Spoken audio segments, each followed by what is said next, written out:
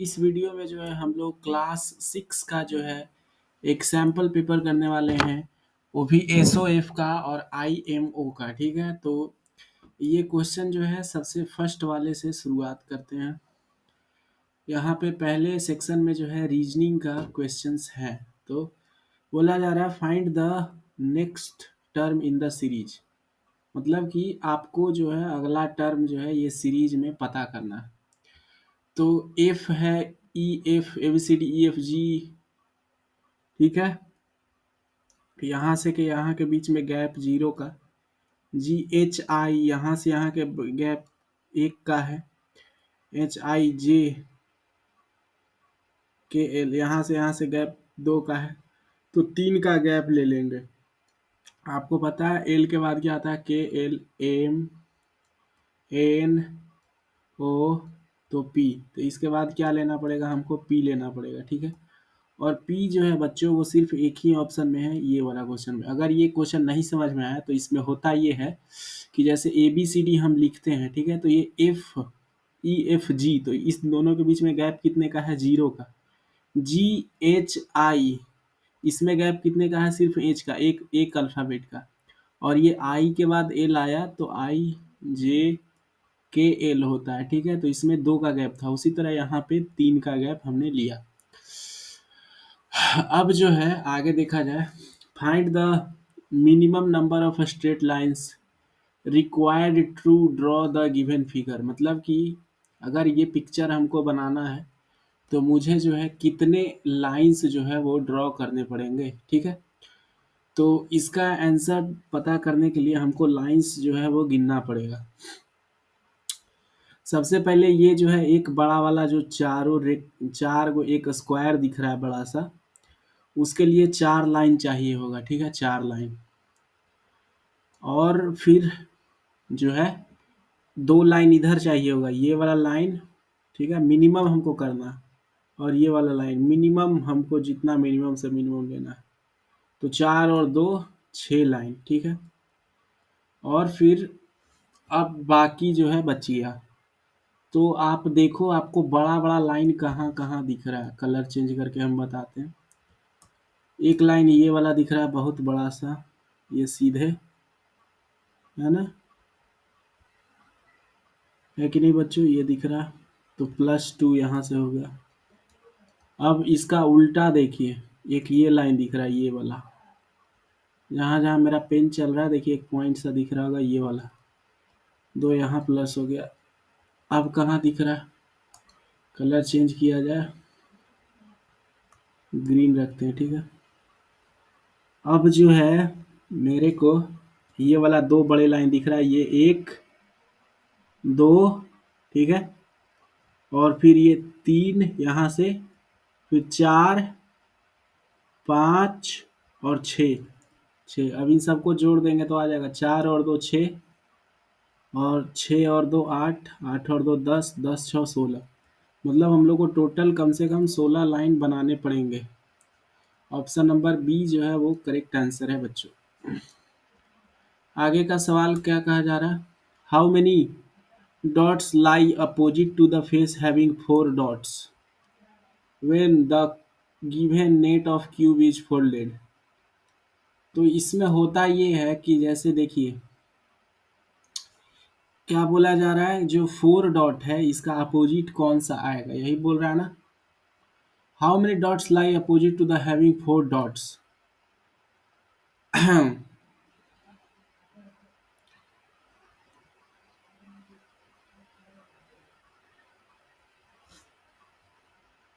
इसके लिए क्या करना होगा हमको कि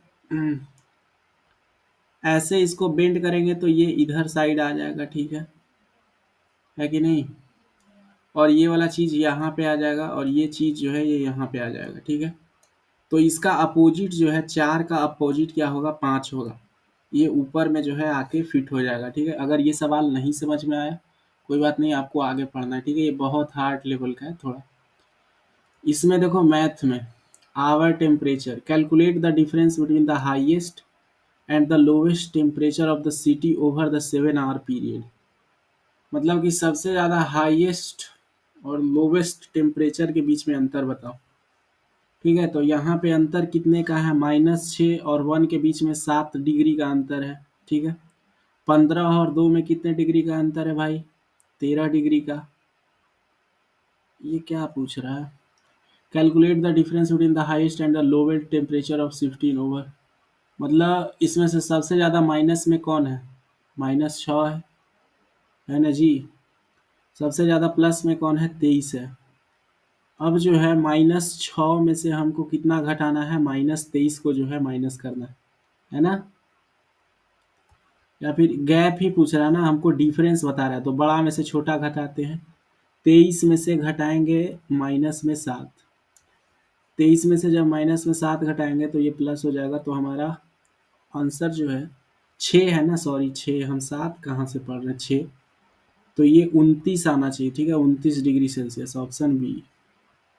पांचवा यहाँ पे बोला जा रहा है, to balance the scale find the missing fraction. अगर मेरे को स्केल को बैलेंस करना है तो ये मिसिंग फ्रैक्शन पता करना होगा। मतलब कि यहाँ पे 2 नंबर लिख दिए, जैसे 4 और 5, और इसको मिला के कितना बनता, 9। लेकिन मान लो हमको ये जो जहाँ ये जो नंबर है ये नहीं पता रहता। ठीक है, तो हम कैसे निकालते, इसमें से ये वाला नंबर को क्या करते, घटाते। तो उसी तरह से अब हम क्या करेंगे, 1 और 7 पूर्णांक, 1 पूर्णांक और 12 है, माइनस में 1 और 1/8 है, इस तरह से इसको माइनस करेंगे। अब इसको माइनस करने का तरीका तो आपको पता होगा। पहले इसमें हमको क्या करना पड़ता है, इसको अब माइनस हम लोग कैसे करेंगे, इसको माइनस करने का तरीका ये है कि हम जो है ये कर सकते हैं कि सबसे पहले इनको अंकों में लाएंगे। लेकिन देखो, जो 12 और 7, 19/12 है ना। लेकिन फिर बहुत ज़्यादा भयानक इसका कैलकुलेशन हो जाएगा। इसका एक शॉर्टकट होता है बच्चों, जैसे कि ये जो मैंने मान लो आपको जोड़ने के लिए कुछ दिया, 7 सही 1/4 और प्लस में 8 सही 2/4।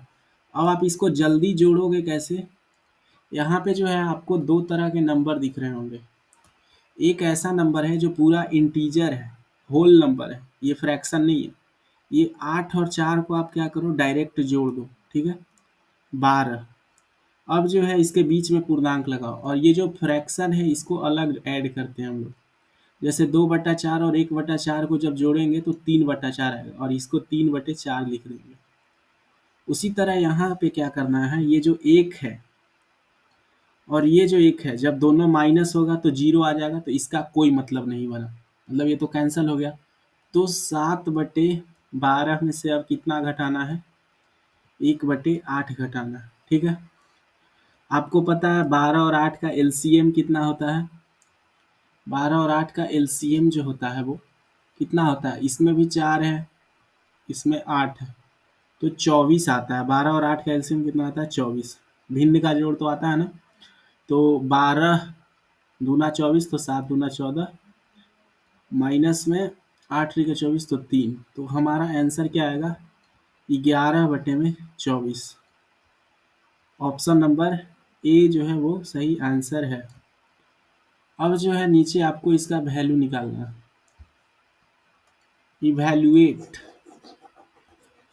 बड़ा एकदम खेलने वाला खतरा वाला खिलाड़ी वाला सवाल है, क्योंकि अगर एक भी साइन गलत हुआ तो ख़त्म खेल समझिए कि हो गया। ठीक है, साइज और बड़ा कर देते हैं ताकि दिखे एकदम आसानी से। ये हम लोग का सवाल है। ठीक है, अब इसको कैसे सॉल्व करें, इवैल्यूएट। तो सबसे पहले इसमें हम यहाँ पे देखते हैं, जो इस चीज़ का साइन है इसको बदलो। ये माइनस और माइनस मिल के क्या हो जाएगा, प्लस हो जाएगा। तो ये क्या हो गया, +29। ठीक है, और ये देखो माइनस और प्लस यहाँ पे मिल के बन जाएगा माइनस में 1, है ना।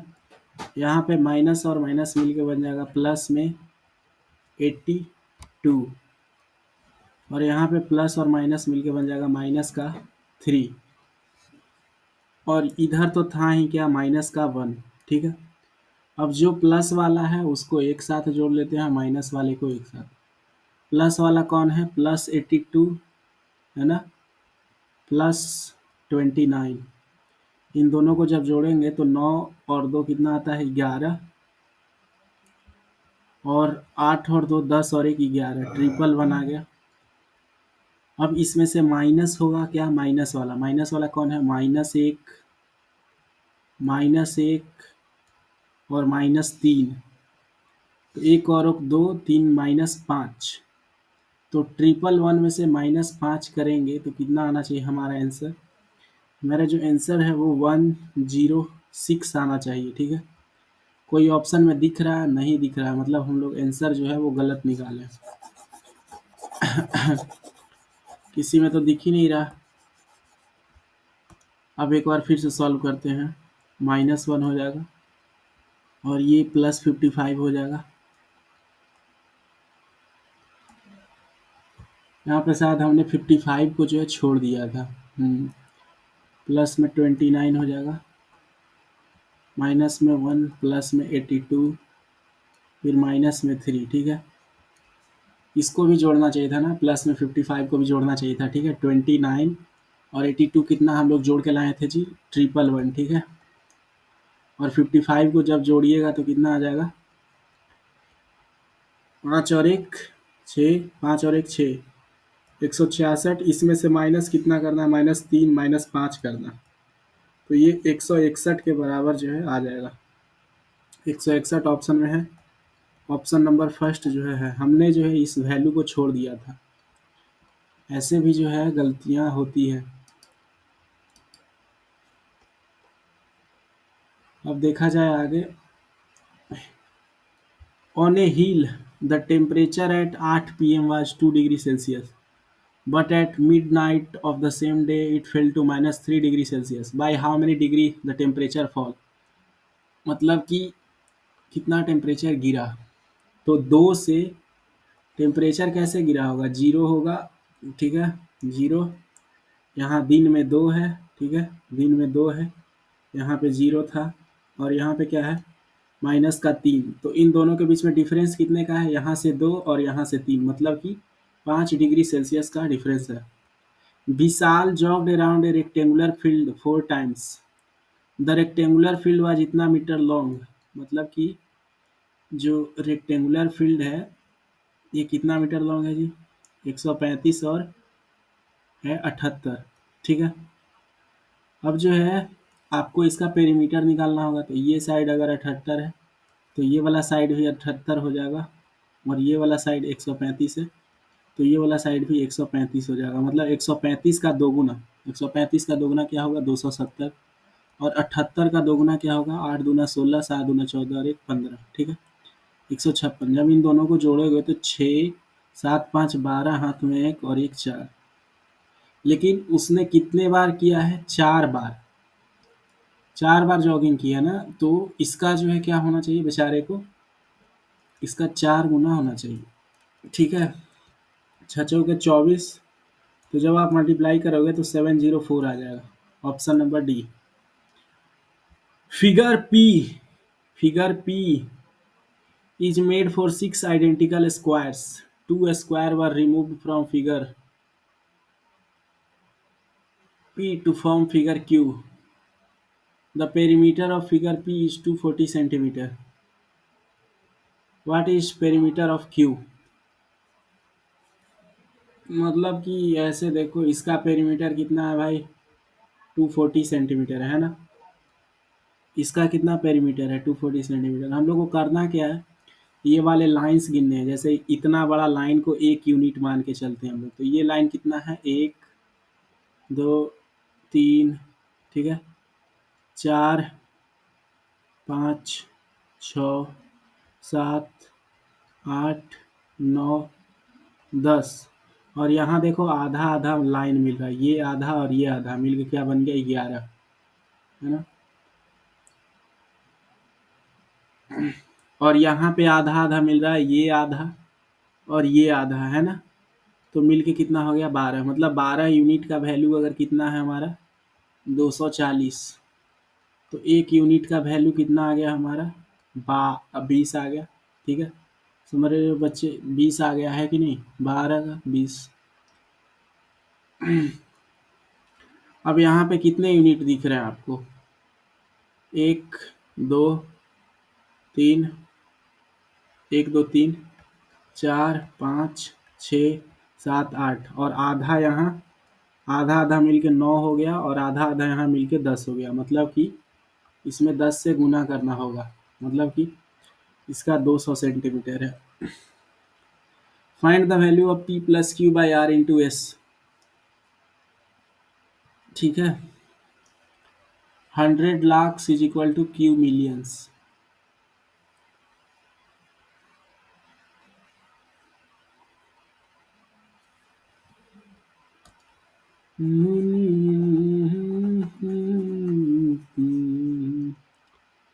क्या सवाल में कहा जा रहा है, इसको पहले बड़ा कर लेते हैं,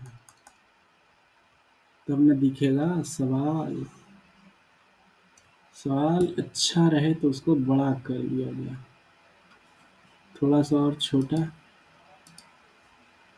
ये एकदम अब अच्छा से दिख रहा है। बोल रहा find the value of P plus Q into S. ठीक है, अब यहाँ P का वैल्यू क्या है,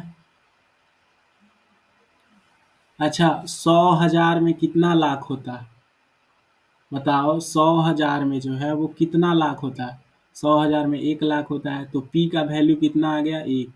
ठीक है, मतलब 1 प्लस में Q यहाँ पे है, 100 लाख में कितना मिलियन होता है। ठीक है, 100 लाख में कितना मिलियन होता है, आप लोग जो यूट्यूब पर देखिएगा, यूट्यूब पर अगर कोई भी वीडियो पर 10 लाख व्यूज आ जाता है, ठीक है, जब 10 लाख व्यूज यूट्यूब पर आ जाता है तो वो माना जाता है कि ये 1 मिलियन व्यूज हो गया। क्या हो गया, 1 मिलियन व्यूज हो गया।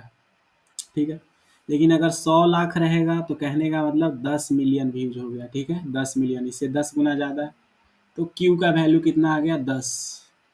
मतलब कि 10 यहाँ प्लस हो गया, बटे में आर। 100 मिलियन में कितना करोड़ होता है, ठीक है, 100 मिलियन में कितना करोड़ होता है, तो आपको पता होना चाहिए जो 100 मिलियन है, आप ऐसे देखो, इकाई दहाई, ऐसे देखिए, इकाई दहाई सैकड़ा हजार 10,000 लाख 10 लाख करोड़ 10 करोड़ 100 करोड़। अब यहाँ से लेकिन मिलियन में हम बात करते हैं, वंस टेंस थाउजेंड। ठीक है, 10,000 100,000 मिलियन 10 10 मिलियन 100 मिलियन। ठीक है, तो यहाँ पे 100 मिलियन आया। ठीक है, 100 मिलियन है ना, तो इस पे कितना जीरो दिख रहा है आपको, दिखाओ।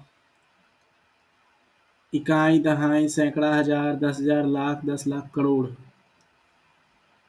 यहाँ है आपको कितने करोड़ मिले 100 मिलियन में। ठीक है, यहाँ पे देखिए सिंपल सा सवाल था कि अगर 1 मिलियन व्यूज हो जाता है इसका मतलब 10 लाख, अगर 100 मिलियन है मतलब कि 1,000 लाख है ना, 1,000 लाख।